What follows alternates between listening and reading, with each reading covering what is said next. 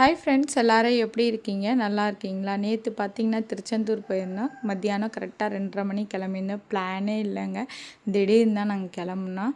இங்கேருந்து 2:30 மணி கிளம்புனோம். அங்கே போய் சேரது கரெக்டாக ஒரு 6:30 மணி ஆயிடுச்சுங்க. அது நடுவில் ஸ்டாப் பண்ணி போகிறதுக்கு பிள்ளைங்க ரொம்ப சேட்டை பண்ணிடுச்சுங்க காரில்.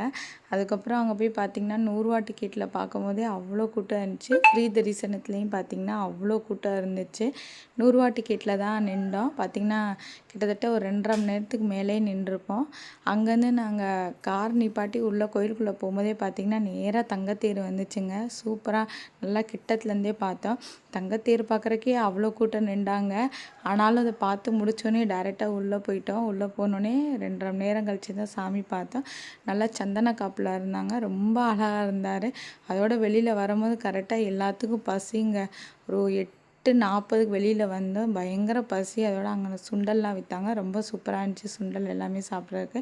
அதோட சாப்பிட்டுட்டு அதோட கிளம்பிட்டோங்க. வீட்டுக்கு வரும்போது கரெக்டாக பார்த்திங்கன்னா 2 மணி ஆயிடுச்சுங்க. ஓகே ஃப்ரெண்ட்ஸ், என்னோடய சேனல் பிடிச்சிருந்தா சப்ஸ்கிரைப் பண்ணிக்கோங்க. இப்போல்லாம் திருச்செந்தூர் போனீங்கன்னா ஈவினிங் டைம் போனீங்கன்னா சீக்கிரமாக பார்த்துடலாம். இந்த மாதிரி தரிசனம் கிடைக்காதுங்க. ஓகே ஃப்ரெண்ட்ஸ், பாய்.